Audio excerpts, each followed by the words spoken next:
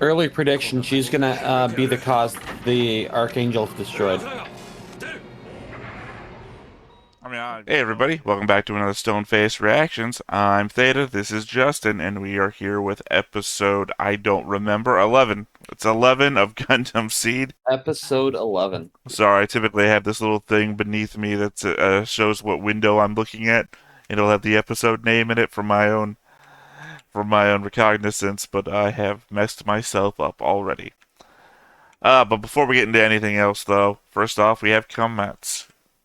Can't talk today. We got comments. Here we go. Let's get some comments going. We'll start off with a comment from Nelson Wong from the episode False Peace.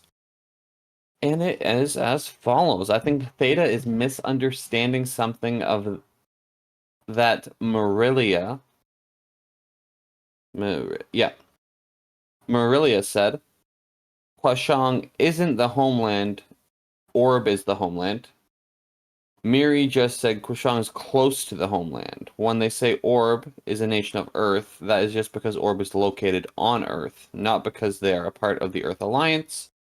Also, Heliopolis is owned by Orb because they built Heliopolis, and any status Orb is under, Heliopolis should be under, i.e. neutrality.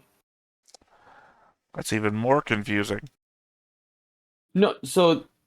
No. I mean, sorry. I said something out loud that I didn't preface with all my thoughts that came before it. Yeah. I meant that's more confusing because I thought orb might refer to like a conglomeration of orbital, like living places. I don't know what they call them in this show, stations or whatever. That's why orb might be called orb. But they're saying orb is on Earth, which means it is a terrestrial place called orb. Which didn't fit into my thought process.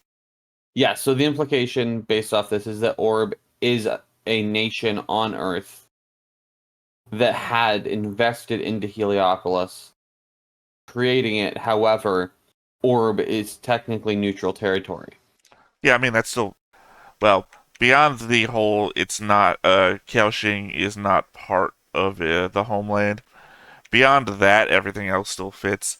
I just, when I said nation of Earth, I said it that way because, again, the previous thought process that Orb was a conglomeration of national space-based living places instead of being a nation on Earth. Because I don't... That's a weird name for a place on Earth. Orb. We better get to, like, Las Vegas, and it's a giant ball. I'm sure Orb might stand for something too. It's sure.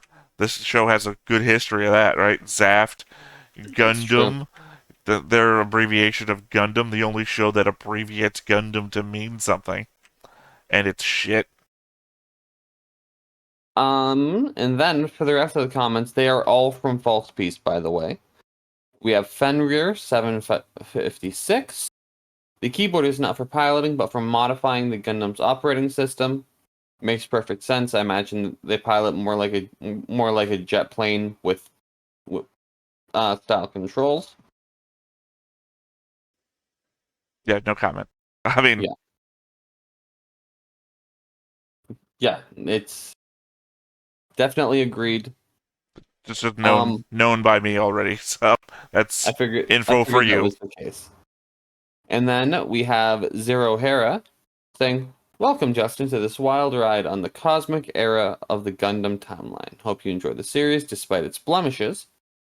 For a lot of people, this was their introduction to Gundam after the franchise entered into the alternate timelessness of G Gundam, Gundam X, and Gundam Wing.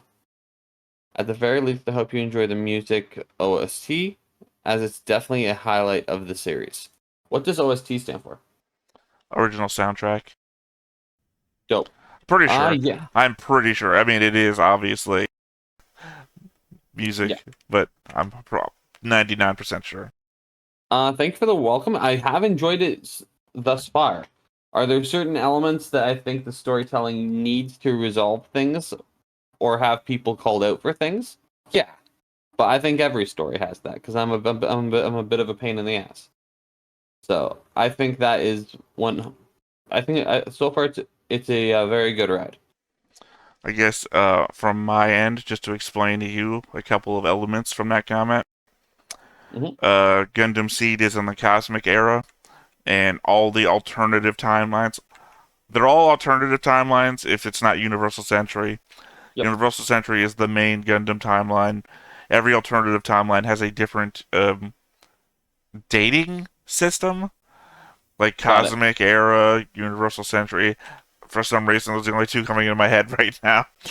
Um, Yeah.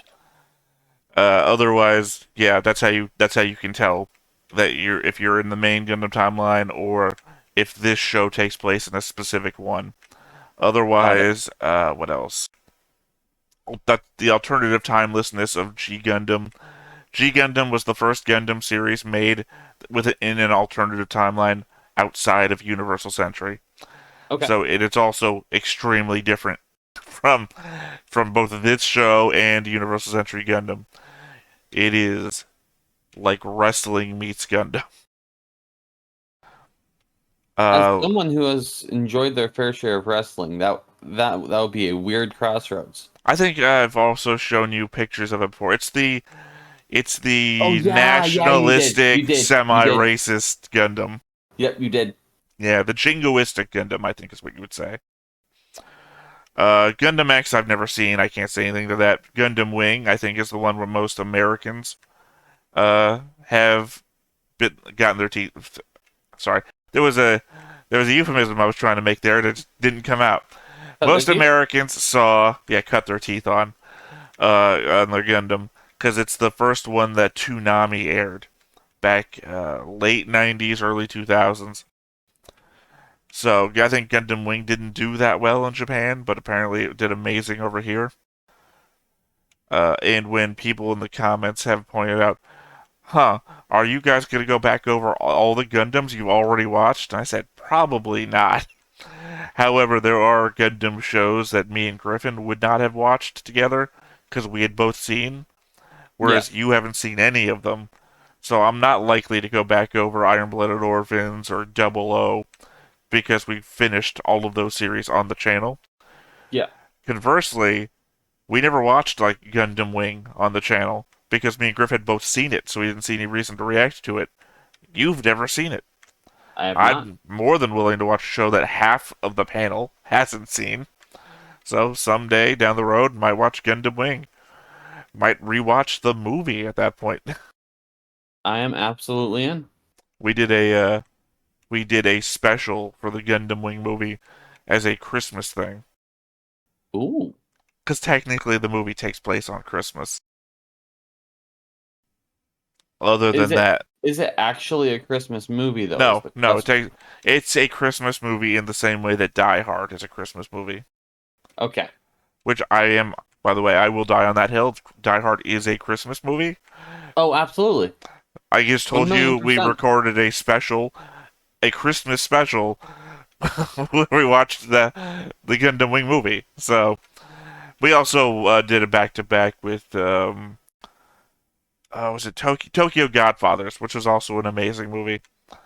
I don't know. Maybe we could watch that too at some point. I'd be willing to rewatch it, especially now that my editing is better. Give somebody an actual watchable version of Tokyo Godfathers. That's a great movie. Like three homeless people find a baby in the garbage, and then they spend the entire Christmas Eve trying to find its home. That's interesting. It's all about their stories and tribulations. Getting off topic here. First, I think we should head over to the board so Do that it. you can spot the differences. Also, so that I can close all of my browsing windows after I do this. My my system is chugging along because I'm rendering a video in the background, and it is using 100% of its facilities.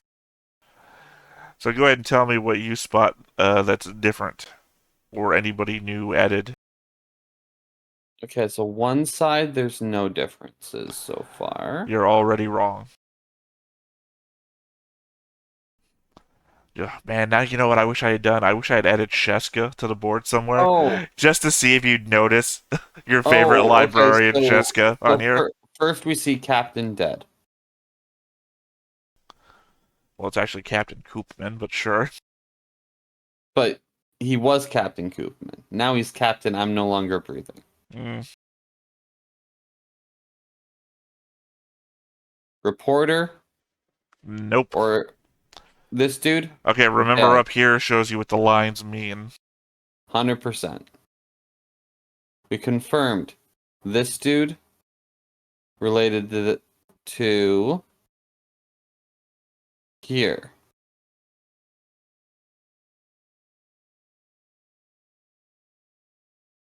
Other side.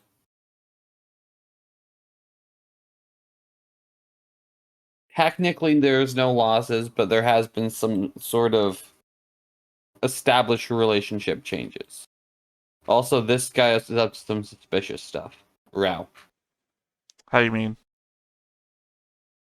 He's planting seeds of like, well, like do the job at no matter what cost, even if even if she dies, act it up. Oh, I thought you were going off of the fact we saw him taking pills and checking his hands Oh no, last that episode or a couple episodes ago. no, I'm not worried about that. That could be a million and one things. I don't Well, find that suspicious. okay. I don't know. That's one of the questions that still remains in my mind because I have no idea what that was about. If anything, I don't. It's not an I don't like. Flay is. Flay's rubbed me the wrong way.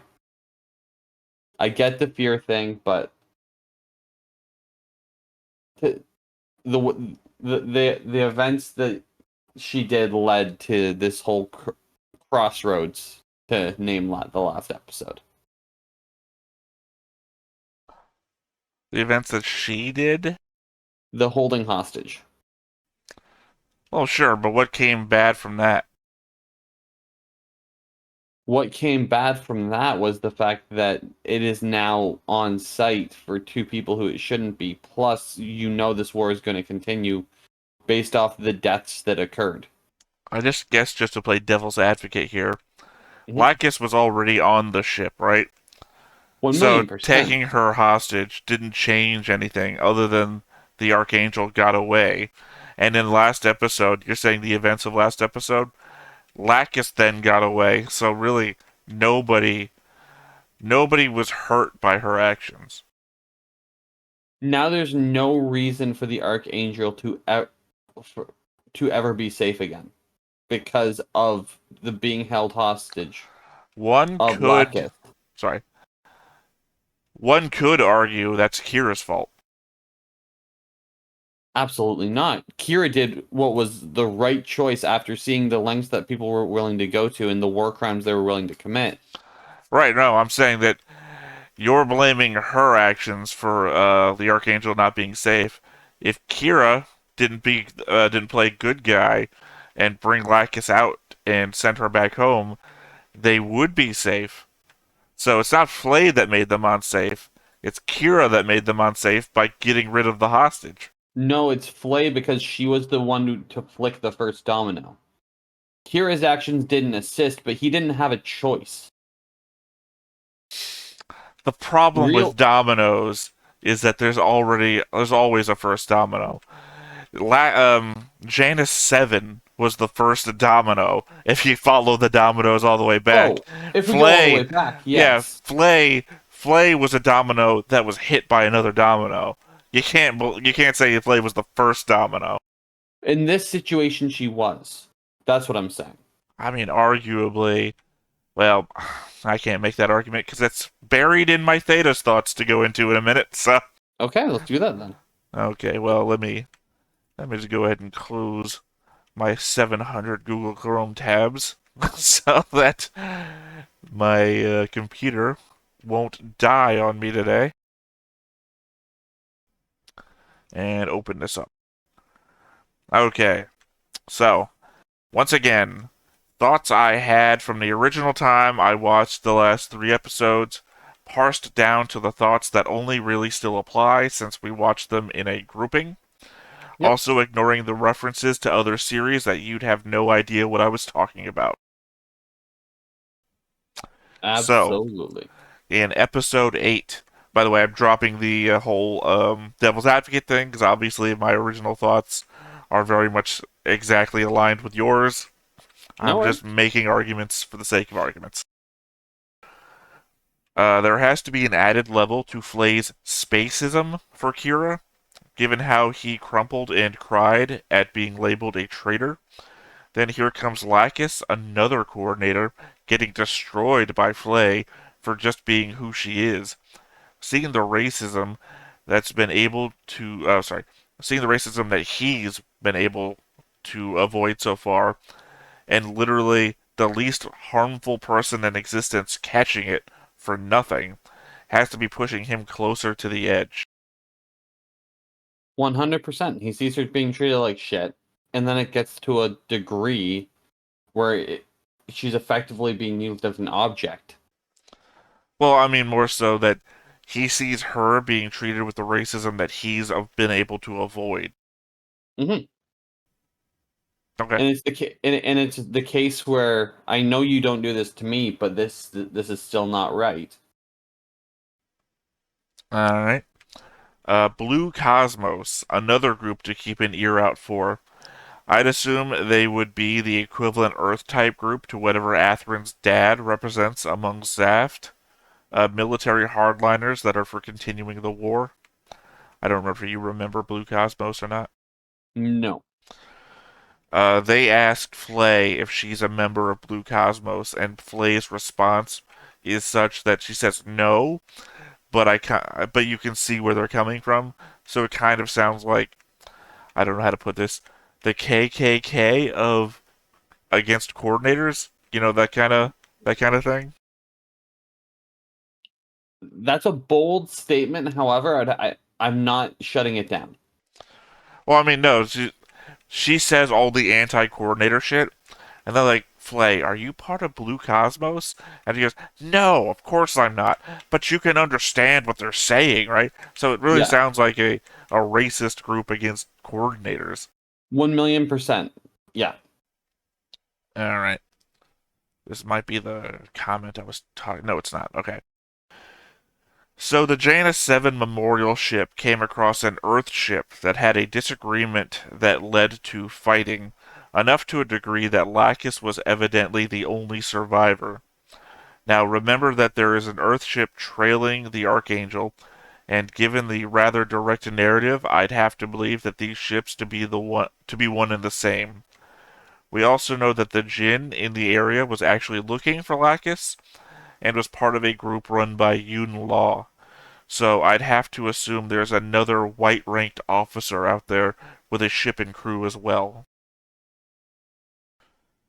Now this is kind of an odd one for me to have left in here, considering that we already met with the Earth ship that was trailing. Yeah. But I've only left this in here to indicate, or to keep you remembering the Janus 7 memorial ship and what happened there, Yeah. vis-a-vis everybody that's in the area right now. I think I think there's something more to the fact that the ship got hit though. I do know I have a further thought about that coming up, but not from episode 8. That's my problem, is I know I've addressed this more directly, or I want to say more conspiratorially, actually. Love it. But the actions that made me think about it come from a different episode, so I have to wait to get there. Let's see. In addition to the Jin encounter from before, Kira did destroy a rescue attempt and has to be figuring that out himself by now. It certainly isn't going to look good in any future parlay scenario. We really haven't dealt with the fallout of Heliopolis just yet, nor the ramifications of how either side will take it haven't really been felt out by the show yet. It really feels like everyone dealing with Lacus's situation is going to have wider stakes due to her idol status. Not all Americans can point out Venezuela on a map. a lot more of them could if Taylor Swift suddenly went missing there. So I think that funnily enough, Kira's the one person who actually has an out to the consequences. Because of the fact that Kira did bring Lacus back to them and did it against orders. Reminder, Be... just a quick reminder, this is only for about episode 8. So this is Got before it, the got it, hostage got thing. it. This is more that Understood. This is more that Jin that was out there was searching for Lacus, because we know that from the perspective of the conversation that you brought up Yep. when you said that Rao was being suspicious about the find your girl or come back crying about her thing. Yes, that we know in that case, I agree with you. Yeah, that other Jin was On looking that for her, statement. and he must know by now that he killed a rescue attempt.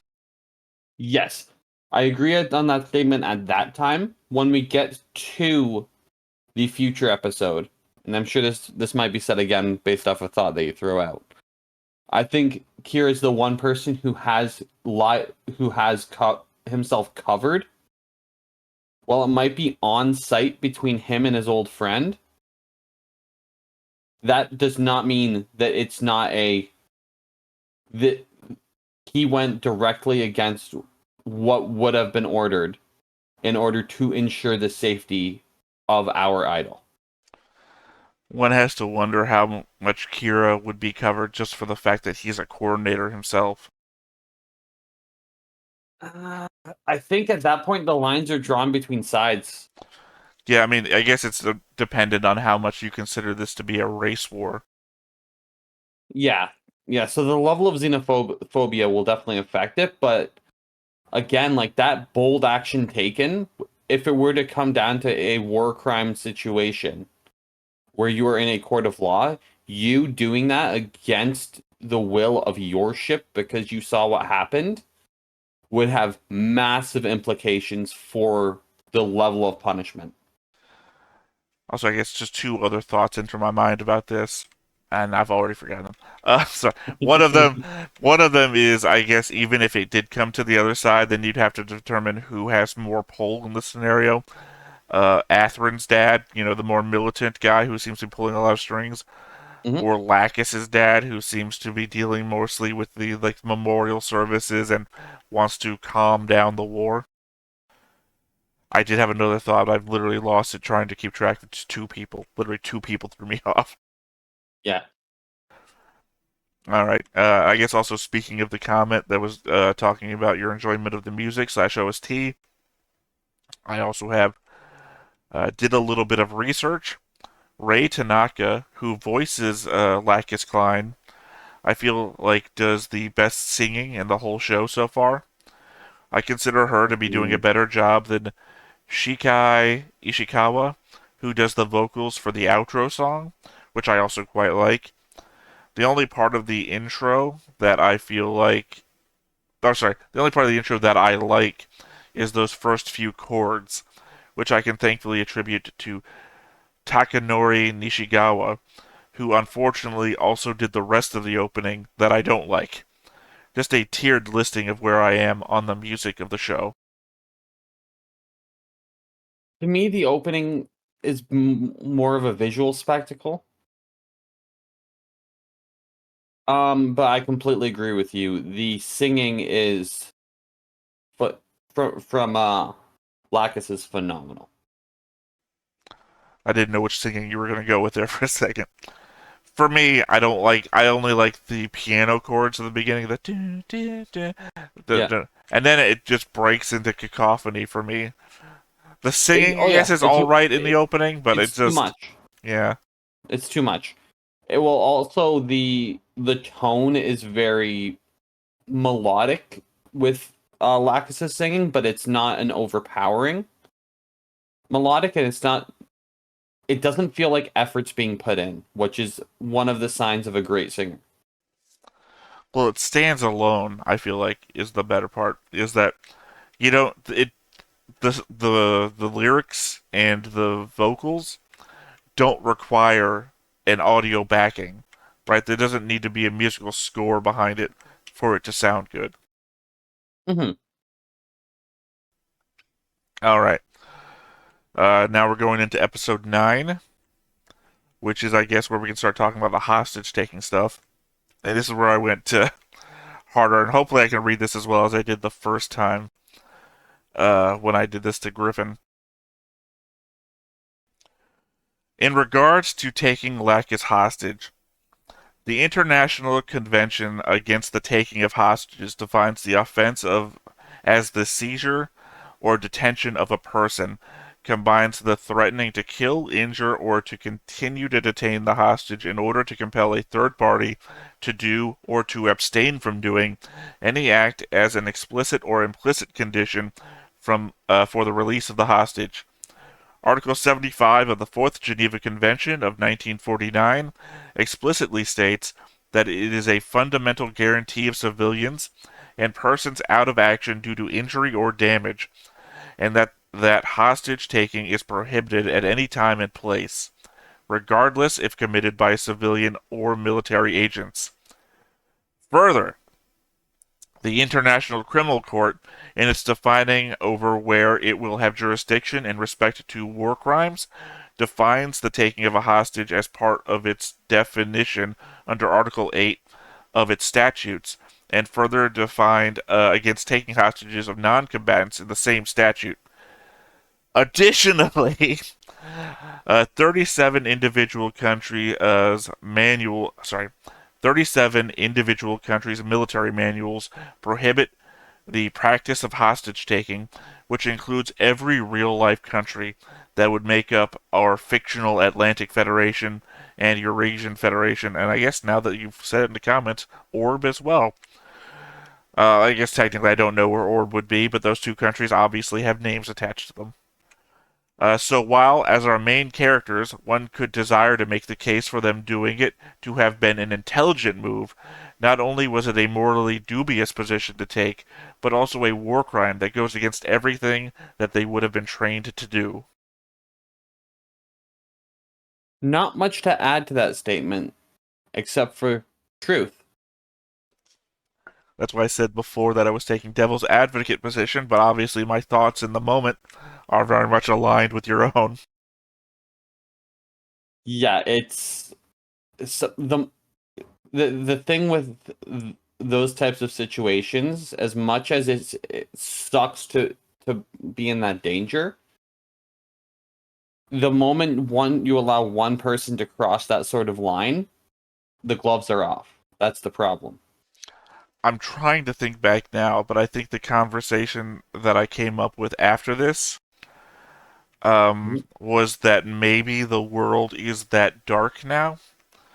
That maybe the laws against hostage taking are actually removed from the books or were never existent here in this world. So that's just now common practice. So if we go by that logic, then do we think, based off the timeline of this show and how many episodes there is, that this leads to some sort of change in the possible piece of the war, where it's like we need to set groundwork? I guess I don't know. Maybe these are rules that only apply to Earth-based people, because this is like United Nations sort of thing.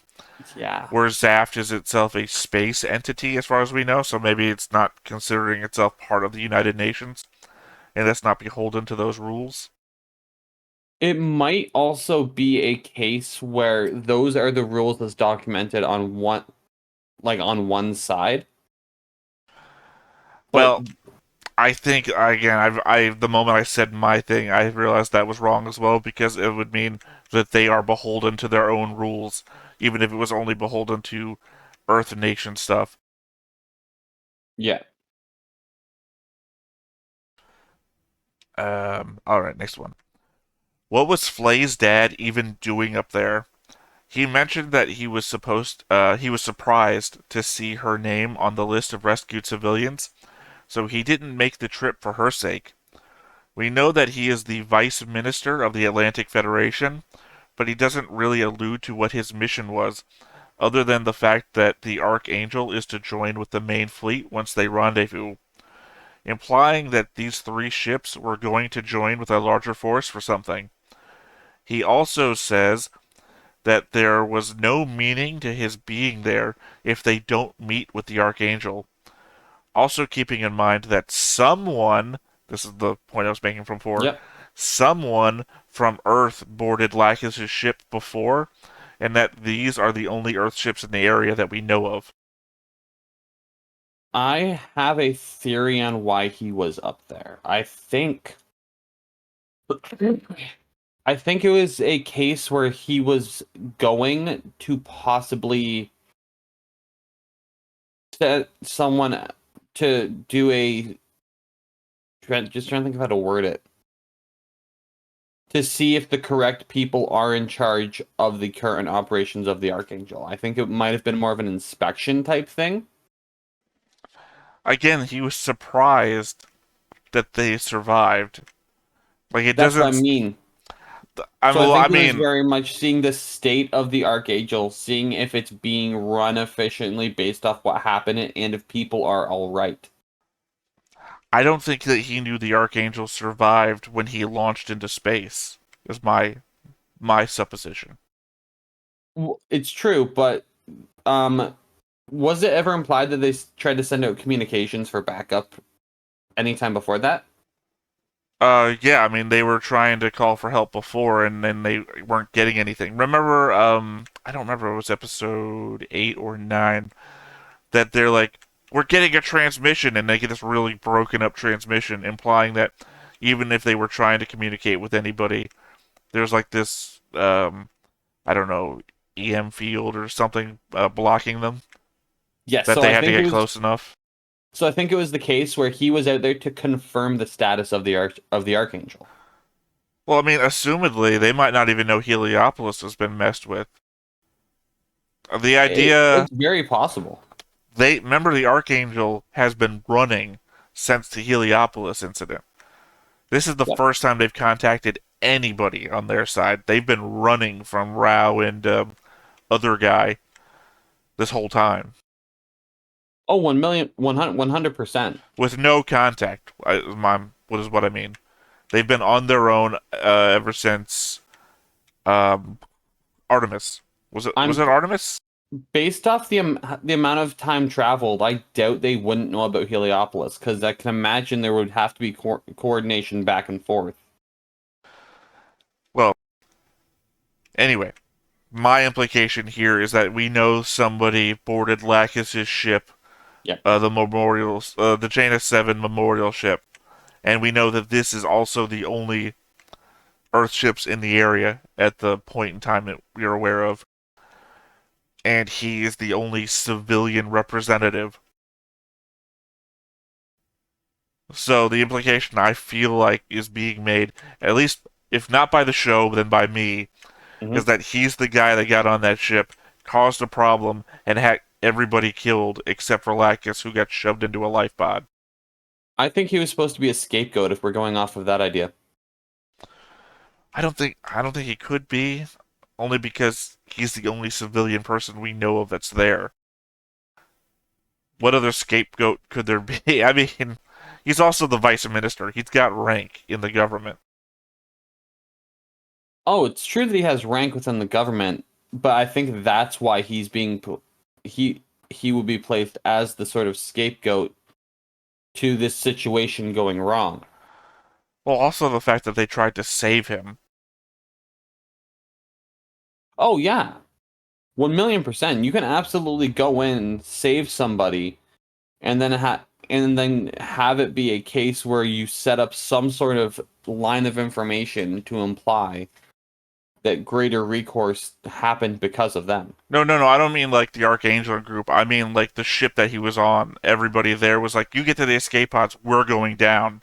You know, I Mhm. don't think somebody that you're trying to set up for like a political fall, you're Oh, gonna sacrifice your life so I for. don't think the people on that ship were part of that political Okay, fall fair enough. setup. Fair enough. All right, well, I guess that's something to keep an eye on for the future because I didn't consider like a political maneuver thing. I just considered maybe George is a bad guy. Was my point of thought. That's entirely possible, but again, if he's a bad guy, I think it's a bad guy by coincidence. Well, we don't know really what happened on the Janus 7 memorial ship other than Lacus's. True. People came on board. I didn't really know what was going on. They started arguing, and then I got pushed into an escape pod, and then we see the ship floating dead in space. 1,000,000%. It's still a wide open mystery. Also, here my last point for episode 9. I think it's funny that you were pointing out that you didn't like Flay. Hmm. As a point of clarification, do I like the character that is Flay? No. She's a pampered rich girl that has no problem being specious to your face and stuck up about it later. At the same time, I do feel bad for her. She had to watch her dad get killed while going through the spectrum of emotion at her inability to do anything about it, leading right up to the war crime that she perpetuated Bad Girl into doing. So it's not that I don't get it. It's really sad and I feel bad for her. It's just that at the same time, you reap what you sow. I agree with most of that comment. I think that you reap what you sow is a hard one to fully justify in the situation. She is so But racist against coordinators. So having a coordinator be so racist against her, 100%. you know, But I think the problem's gonna come in what comes after this.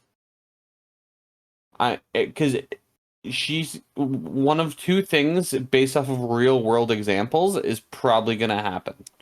well, I mean, to be We fair, I feel like that is a problem-free statement, considering that we have 40 more episodes to go in this show, and then it has a follow-up show with 50 more episodes. No, so what like because I don't think it's gonna be a dropped off storyline till down the road something's revealed. Like I think either she's going to go down a more extreme path, or it's going to be a understanding because of like maybe I was wrong. If they hit the maybe I was wrong, then I think it's fine because that's growth. But if it continues to spiral to in hate, that's where it's an interesting story, but it solidifies the idea of I'm not a fan of this Flay character. Well, obviously, since I have at least 6 more episodes of knowledge of the future, I cannot comment on this. Hmm. Alright, and lastly, we have episode 10, which I actually only have 3 thoughts for. On one hand, I like how a few of the characters called out the move to take a hostage to escape the fight. At least the show is self aware enough as to indicate to the audience that this was an entirely wrong thing to do. Hell, they even say that it's something the bad guys would do. On the other hand, I wish they were stronger in their attempted justifications for it. Even LaFlaga, who has been the voice of reason and logic so far, has little more to say on the subject than that they are weak, and even tells Kira that they can't criticize the captain or commander. Like, what the fuck? Even the Uniform Code of Military Justice says that the military personnel have an obligation and a duty to only obey lawful orders, and indeed have an obligation to disobey unlawful orders. Remaining silent or not criticizing the commander's unlawful hostage taking, to me, stands completely opposed to that moral obligation. Yes, you're completely right. It is something that it crossed a different line when the events occurred because of somebody with rank. And anyone on that ship should have had the right to say no. I guess the problem there is I think of the bridge crew, only 4 of them weren't kids. Because you remember the kids put on uniforms and they took up Yep. positions on the bridge. I think there's two guys on the bridge that are there from the original that were with Bad Girl when she took back the Archangel on Heliopolis. There's Bad Girl herself, Hmm. who did the hostage taking, and then there's Ramus. So, of them, Ramus would have been the one who should have spoke up. So I'm assuming the other two have loyalty or whatever. Of them, the captain should have spoke up. Well, Ramus is the acting captain. Correct. No, I'm just, Forgot that for a second. yeah. Well, you've already gone off about Ramus. I think last recording. When I Yes, say yes, I last did. recording, I mean like the last group of 3 episodes. 1,000,000%. No, Ramus is not being a captain of this ship. Ramus is currently acting like a victim who is trying to just run away to safety instead of actually taking charge. I mean, that's literally what she's doing. She's taking the Archangel and running away to safety. But the difference is you can see that you need to evacuate from a situation because the situation is lost, but you have to, if you're the captain, you are the one who is steering the morale of the ship. You cannot be what we were getting an example of with Ramus, which is barely doing that. The ship is falling apart. Everyone's yelling at each other about shit. And she's not even put her foot down once to be like, guys, stop it. Let's deal with this once we're safe. It's fair. She's not doing her damn job as the captain. I mean, yeah. I mean, you're right. I guess it's just I don't have that many opinions about Remus, so while you're right and I don't have much to defend her with, it's just not a thing that I think about so much. I guess only because there's so many other characters with much Mm-hmm. larger problems about them. But I guess your problem then is if Ramius was doing her job, those other problems would get solved. 100%. If Ramius did her job, the rest of the problems on the ship, I'm not saying they would be instantly solved, but people would have the space to actually breathe and handle those situations in a manner that is befitting. All right. Now, next thought here is just a little thing that I noticed. They asked Flay if she was part of the Blue Cosmos when she went on her racist rant a few episodes back. Last episode, when she accuses Kira of not saving her dad and not beating the other guys because he's also a coordinator, the screen turns blue when we get everyone's reaction faces. Obviously, the tint was to express everyone's shock, but it feels like foreshadowing that we get a group called Blue Cosmos that is anti-coordinator, and Flay happens to say some anti-coordinator shit, and the screen goes blue. 1,000,000%. No, that is a storytelling tool that many have employed and many will continue to do so. Well, I mean, usually the shock color is what, yellow or red, but they chose blue in this case. It's usually a contrast color. Well, I mean, usually it's a color meant to denote the emotion being felt, and there's Correct. the emotional spectrum of color. So blue would usually be like depression or malaise or something like that, and that's not what we got. We got blue and shock. Shock is usually the brighter, more evocative colors like red or yellow. Blue can also be like a resoluteness. Yeah, but again, that was shock, not resolution. These people were Mm-hmm. like, she said the thing, or, whatever. Because we already covered the fact that these people, despite not going on racist rants like she does, kind of agrees with her anyway. Yeah. So that they used blue for shock, and that we have a racist group called Blue Cosmos, just seemed to be aligned somehow. There is definitely something to it. It's not as simple as it seems. Alright, my last thought in the whole Theta's Thoughts thing. On the topic of Flay, if you take away the speciest part of her rants, she's mostly right. It feels like Kira wasn't trying to protect anything in that fight, just distracting Athrun, really. So, of her accusations, I don't think Kira wants to keep fighting or hurt his friends. He's probably not giving it his all, just like she says.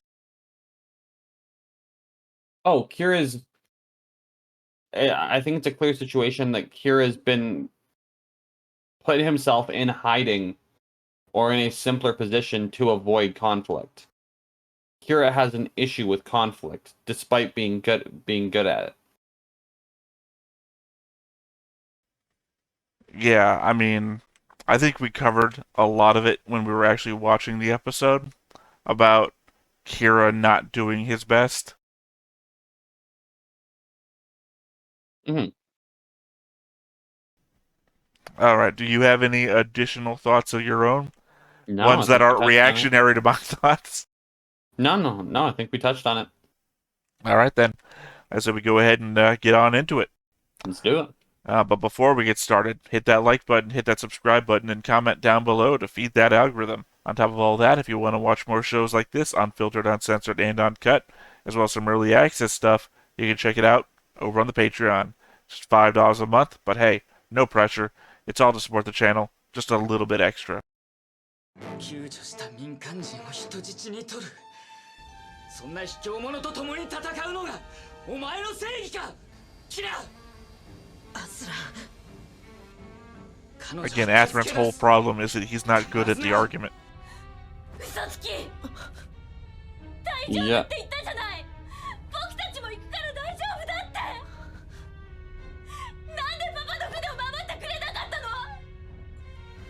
Yeah, so like I think if we got into a situation where blame had to be laid in an official setting on the side that we're watching right now, I think Atherin would stand up for Kira despite the fact that the next time they fight it's quote-unquote gloves off. Obviously I can't comment. Yeah.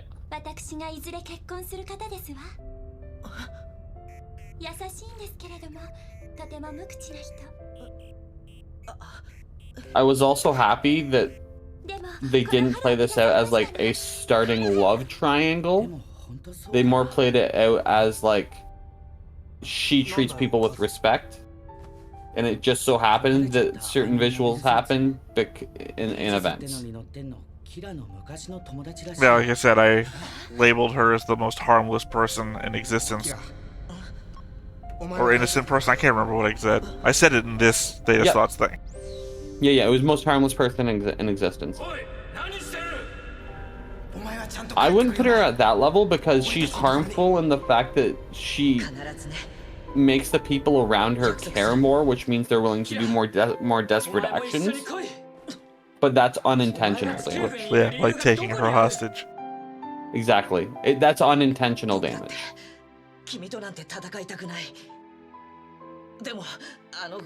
I can't wait to keep this this train of thought in line later. Not even for this show. That you think people that make people care are harmful to people around them.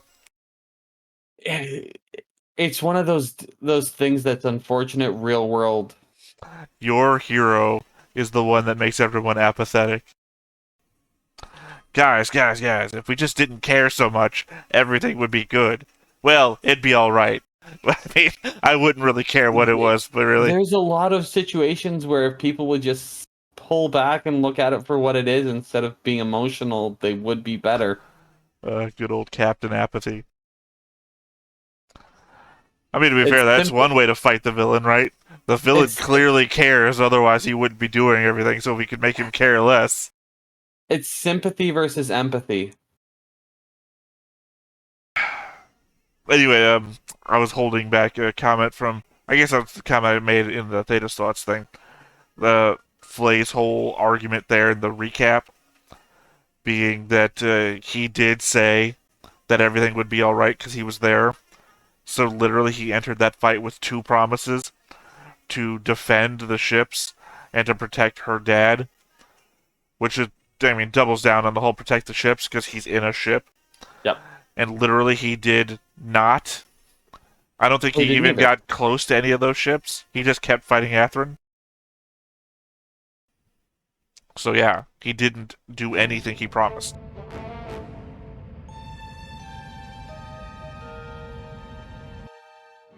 Oh, this. 自分の行動が Enjoy this. どれほど脅かしたか全く理解していません。今の発言は類推に過ぎません。議事録からの You wanted, Marius to be more of a captain. Yep.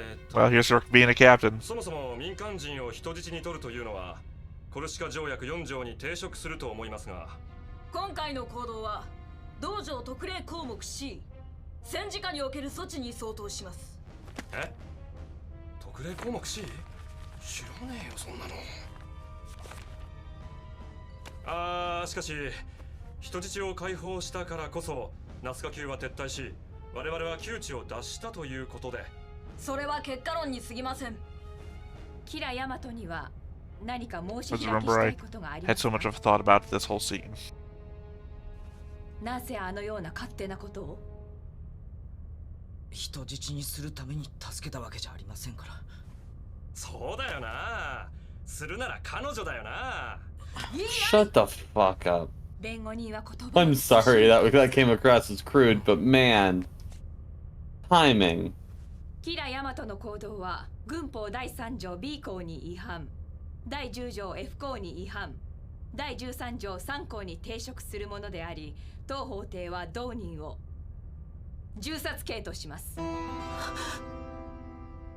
I guess we do just use blue for shock. しかし、これはあくまで軍事法廷でのことであり、同法廷は民間人を裁く権限を持ち得ません。キラヤマトには今後、熟慮した行動を求めるものとし、これにて本法廷を閉廷します。Finally. 要するにもう勝手 Like you're happy with this. ってことさ。 1,000,000%.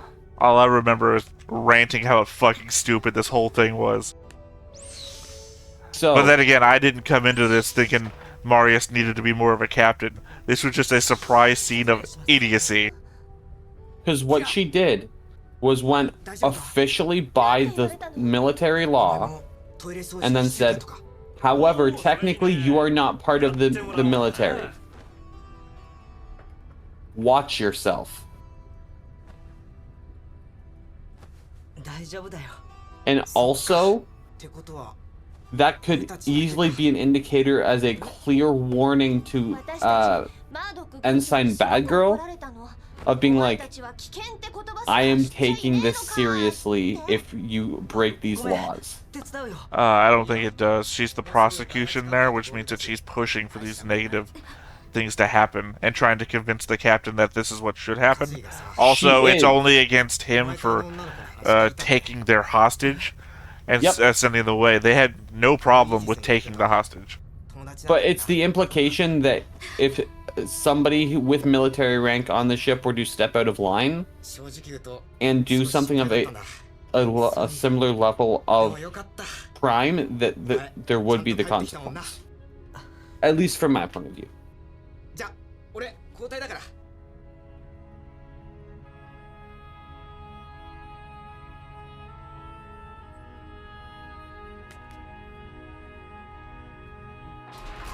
切っただぞ、キラ。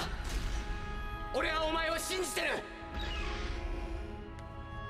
I don't know. Maybe it's just my point of view, but it doesn't seem to me like Marius is caring much about Bad Girl at the moment.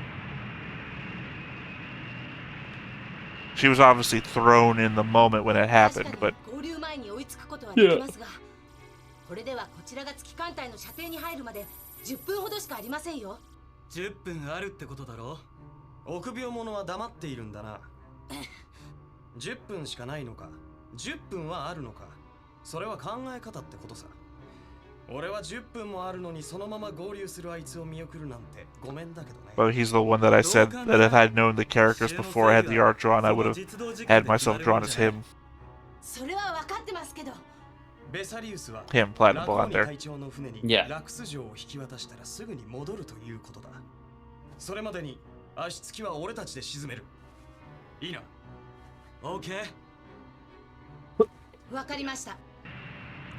It's funny they still call it the Legged Ship, even though they definitely know its name by now. Yeah. When they called out the whole hostage thing, they said, "You'll stop chasing the Artemis." ラクス。ハロがはしますわ。久しぶりにあなたに会えて嬉しいみたい。ハロにはそんな感情のようなものはありませんよ。あなたは客人ですが、ベサリウスは戦艦です。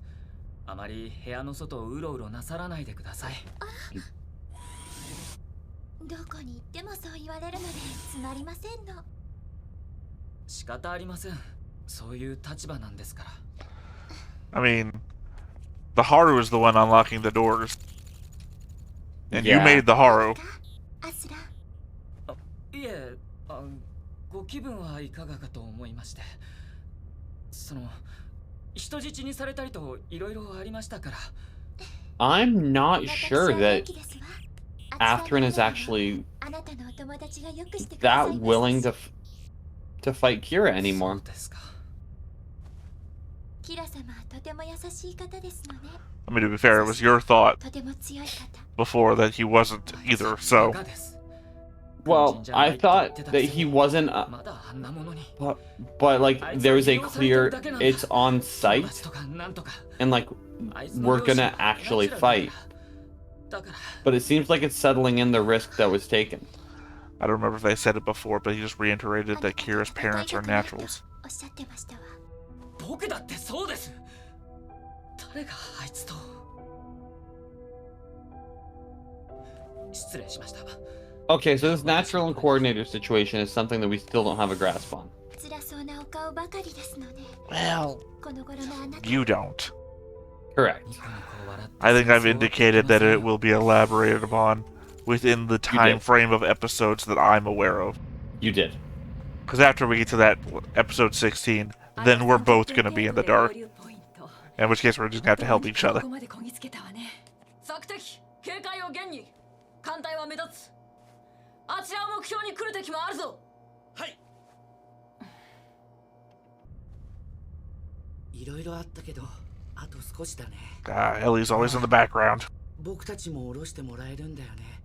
地球に。え？だってほら、あの時ラミアス隊員が。事情はどうあれ、軍の重要機密を見てしまったあなた方は、しかるべきところと連絡が取れ、処置が決定する。 Oh yeah, you remember when Marius took a bunch of kids hostage? Kind of a war crime, isn't that? Yes, but that's top secret government information, and if that is the case, she probably did so knowing the consequences. Oh, did you not remember when I read out the situation that denotes a war crime specifically to make them, to promote them to do an action or to abstain from committing an action? Wouldn't that be 100%. like, you know, telling people information? I'm gonna hold you hostage to prevent you from or to make you do such a thing? It's a war crime. If you're gonna say a bad girl is a war criminal, then Marius is also a criminal. Absolutely. But you already don't like Mari, so it doesn't. I'm not like preaching to somebody who I want to not like someone. Somebody can be likable and technically a war criminal. 大丈夫よ。キラ、あの時はごめんなさいね。あの時は私パニックになっちゃって、すごいひどいこと言っちゃった。本当にごめんなさい。フレイ。あなたは一生懸命戦って私たちを守ってくれたのに。 But he didn't. フレイ。 How would she know? いいんだよ。 That's the thing, she doesn't, which makes this even 私にも more on Kira. あなたは頑張ってくれてるって。なのに。ありがとう、フレイ。僕の方こそお父さん守れなくて。戦争って嫌よね。早く終わればいいのに。そうだね。Shouldn't have picked up that life pod.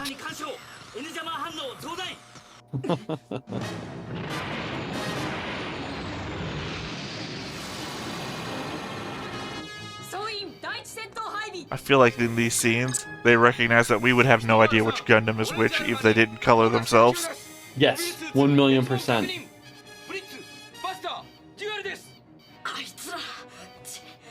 合流を目前にして。総員第一戦闘配備。繰り返す。総員第一戦闘配備。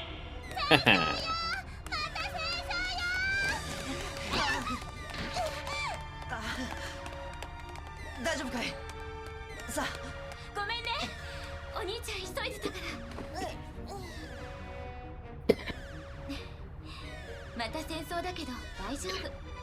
このお兄ちゃんが戦って守ってくれるからね。本当？うん。悪いやつはみんなやっつけてくれるから。キラ。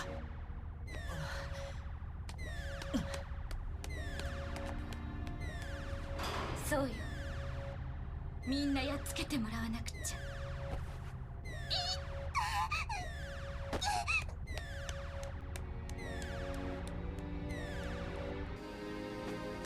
Early prediction: she's gonna be the cause the Archangel's destroyed. I mean, I have no idea. I feel like it'd be a spoiler to say anything, but I think it's also not a massive spoiler to say the Archangel isn't destroyed in the next 5 episodes. So I could give you that much at least. Yeah.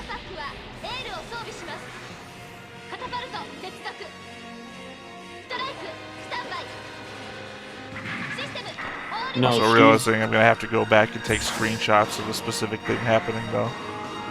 She is very clearly trying to play sides at this point. She is very much against Kira. Then why is she apologizing to him and telling everybody that Kira is going to save the day? And then talking to herself that Kira has to defeat all the bad guys. That doesn't sound like somebody who wants Kira to fail. You don't tell yourself that your enemy has to win.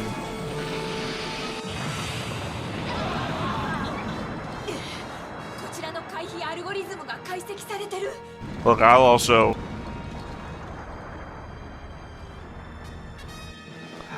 say right now, so that you'll even know going into the next 5 episodes, I am very confused by Flay. When we get to episode 16 and my current thoughts that I've written out so long ago get read, I am very confused by Flay, but she also represents like a storytelling point that I'm never good at figuring out.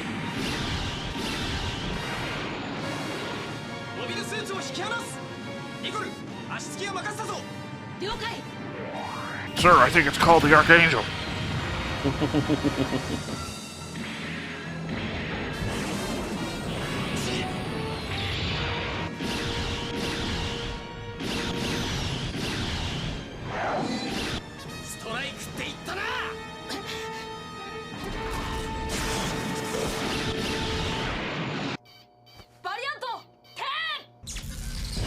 It looks like the art went like up a degree there. A little bit. I feel like Bad Girl just keeps getting a bunch of scenes where the art gets like a bigger budget. See? Normal view. Yep. That's still normal.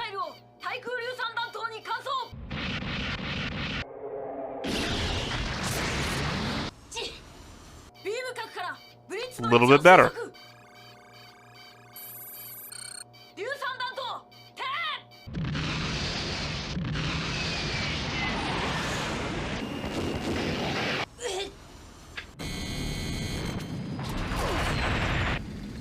Well, you couldn't block while you were cloaked? The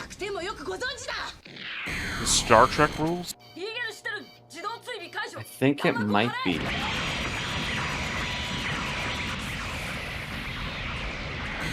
Get a cloak around it. Quick, shoot everywhere.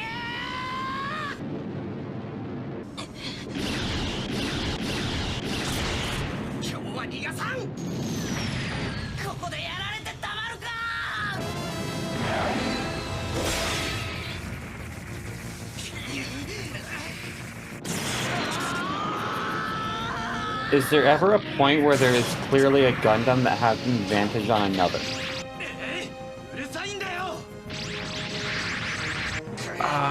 Yeah? I mean, you mean in this show? Yes. In this show, I have no idea. I mean, maybe some of them that have stupid tricks. You know, like claw grab. Yeah, claw or grab's like the strongest thing, but... Well, I mean, like, I don't know. I think it's all situational. Cloak guy can only cloak, right? But the other guy has like super massive beam weapon, so who knows? Yeah.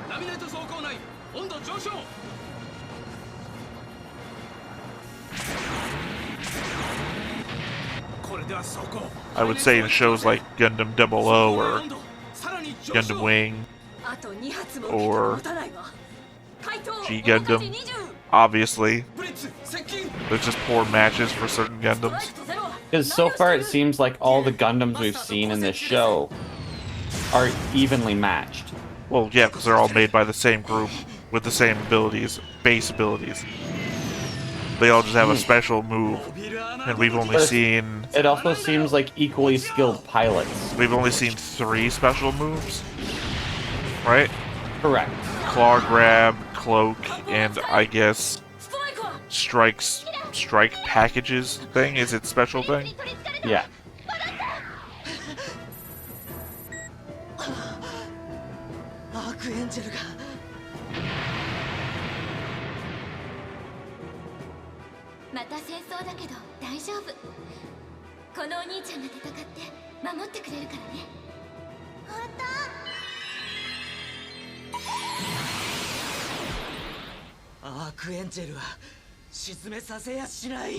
His eyes went all wide.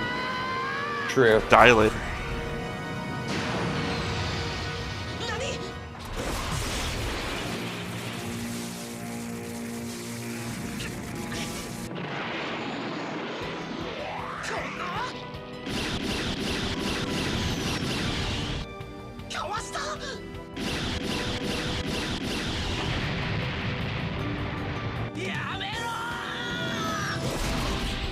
See, now we're actually seeing him fight.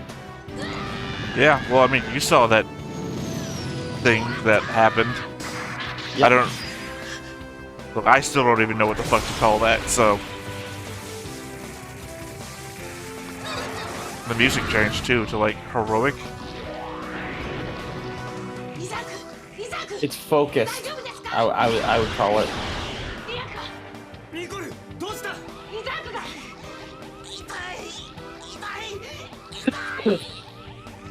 Don't worry, my guy just gets better looking after this. Hey man, scars are a thing. You don't have to tell me.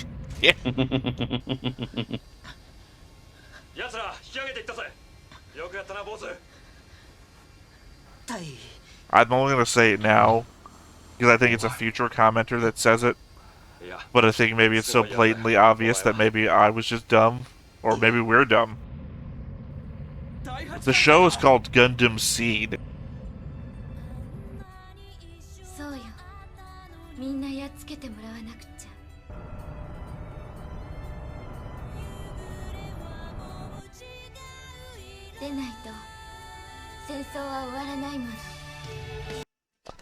It's Flay's being Flay. Oh shit! I just picked up on what Flay's trying to do. Flay doesn't care who wins the war. She just wants the war to be over. I don't know that applies either, because she's very clearly saying that Kira needs to beat all the bad guys, or the war will never end, which implies that she's really pushing on one end. She's not, she's not saying Kira needs to get killed or they need to lose. She's very much saying Kira needs to beat everybody. I think she's going through a mental break, and what's making sense in her head is this war needs to be over. Well, yeah, she said that 3 times. Again, I don't know if you picked up, though. The show's called Gundam Seed, and that thing falling and breaking just before Kira went badass. Oh, I think it's supposed to be a seed.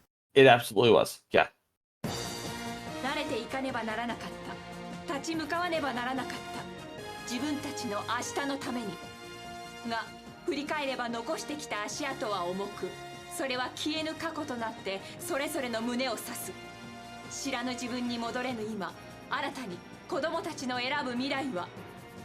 次回機動戦士ガンダムシードフレイの選択また新たな戦場に立つのかガンダム Remember, it's your favorite captain here who does the end credit stuff. It's true.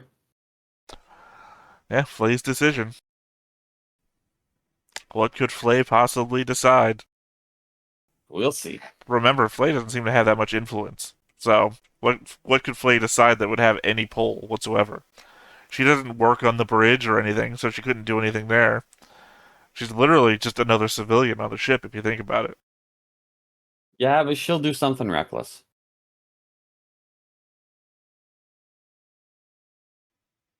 Well, I mean, what's your wrap-up thoughts here? We got to see Captain Ramus actually be a captain, which was nice. We also got to see an actual fully focused on the fight Kira,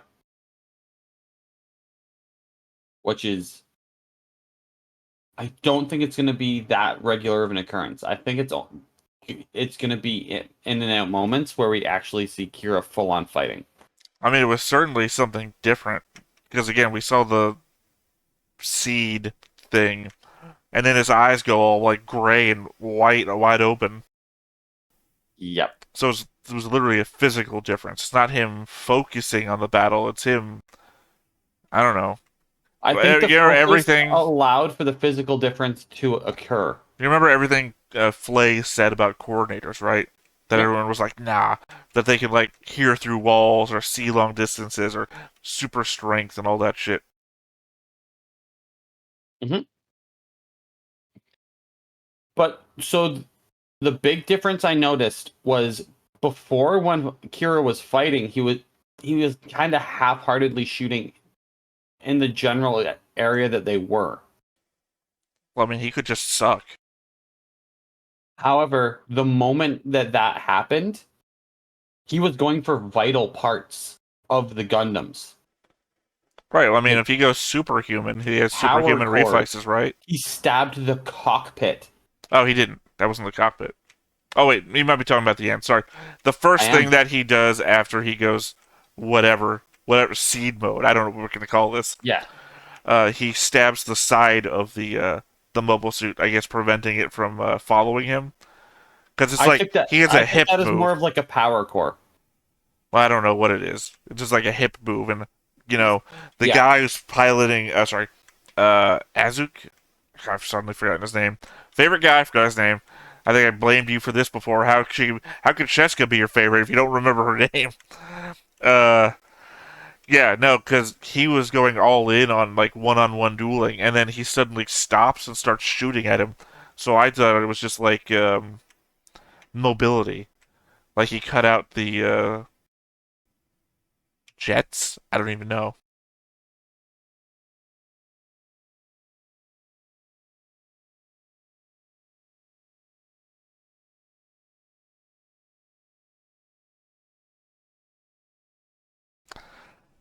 This is an entertaining freeze.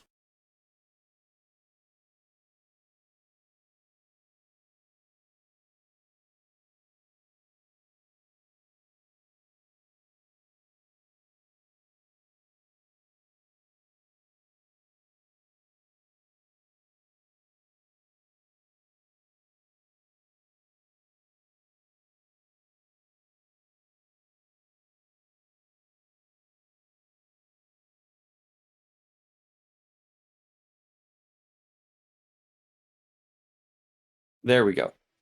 Welcome back. Thank you. For half a second, or I guess for like a full-on minute maybe, I didn't realize you were frozen. Here, I took a screenshot. But because you froze in such just a big old grin. Love it. But like even the possibility, like the idea of him stabbing the cockpit of the Gundam is insane to me because he knows that's where a person would be.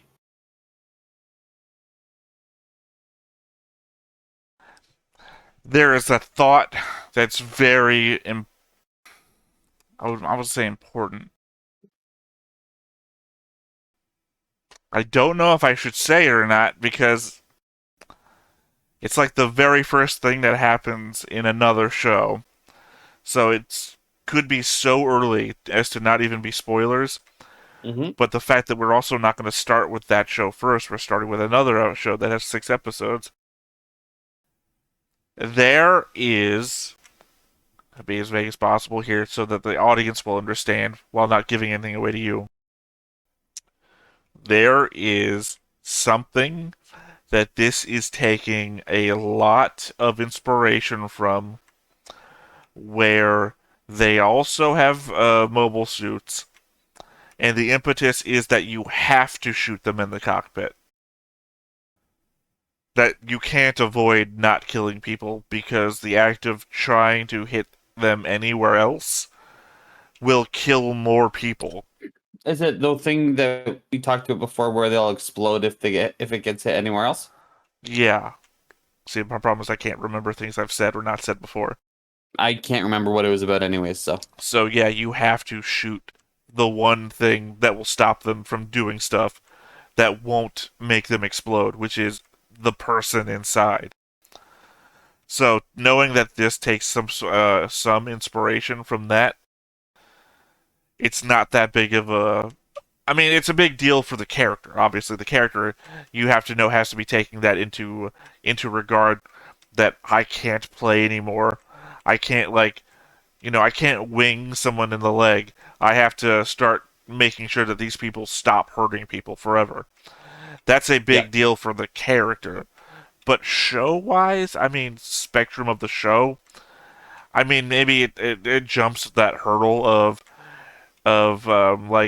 G.I. Joe, where, where like G.I. Joe, sorry, I can't remember, Cobra, where the Cobra guys are all robots, so that we can kill as many robots as we want, but we can't show people dying on TV, or Teenage Mutant Ninja Turtles 80s edition, where the Foot Clan is all robots, because we can't have Leonardo stabbing a real dude with his swords, but he can cut up as many robots as he wants.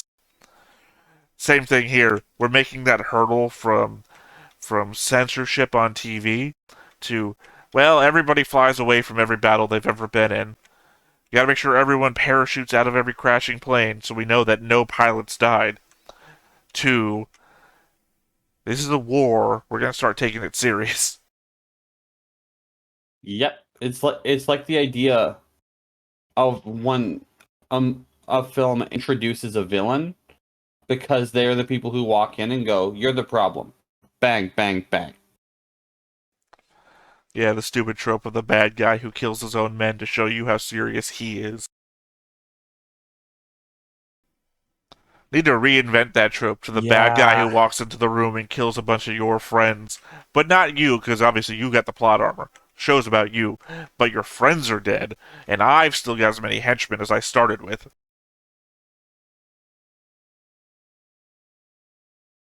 I think the way to reinvent that trope could also be have it be that the bad guy starts out seeming like a henchman. Oh, the Queen Amidala route. Yes. Except and just have it be as simple as, this is what we were supposed to do, and you told us to not do it? Cool. Bang. Now I'm the boss. I don't know about that, because that's just the same thing. That's just the same thing with the whole elevation, right? Like, elevation/ambition route. Because if you were already willing to kill your own boss to become... And also, why would the other henchmen trust you now that they know that you're willing to kill your own guy? Why would they think that That's why you have to give it the reason of, like, we had the job done and you're the reason why we failed. And why would they think that you would be the guy to take over just because you killed the boss? What about all the other henchmen that aren't here right now? You know, Tony. Fair enough. Tony down the street. He's taking care of this other job, and he's got a lot more managerial skills than you do. You're good with a gun. You just proved that. But I don't think you're boss material. And then what do? You shoot that guy to prove to everyone else you're serious? And now you're that trope. Again. Fair enough. Yeah, it's a real hard trope to get through. Either you start doing it or you don't do it. I don't know. I'm sure a better writer than I could come up with something. That's just the base idea. Yeah, Give me time for nuance, and I can do something beautiful. But well, yeah. Also, in a writing position, you could make up whatever anybody does, different from a tabletop position where you gotta, meander around what the 2 or 3 or 4 idiots might get up to. Oh man, I had this plotted out so well, but then you people decided to be random today. sometimes some random works in your favor, though. Sure, but not always. I don't have any more final thoughts on the episode. All right. Well, I guess we go ahead and wrap up here then. Once again, I have been Theta. This has been Justin. We've been Stone-Faced Reactions, and we will catch you next time. Bye-bye. Hey everybody, thanks for watching another Stone-Faced Reactions. If you have an idea of another video we could go ahead and watch, go ahead and put it in the comments down below and we'll add it to the wheel. Be sure to like, comment, and subscribe, and let us know what you thought about this video, what parts you liked. And until then, we'll see you next time. Is this too goofy?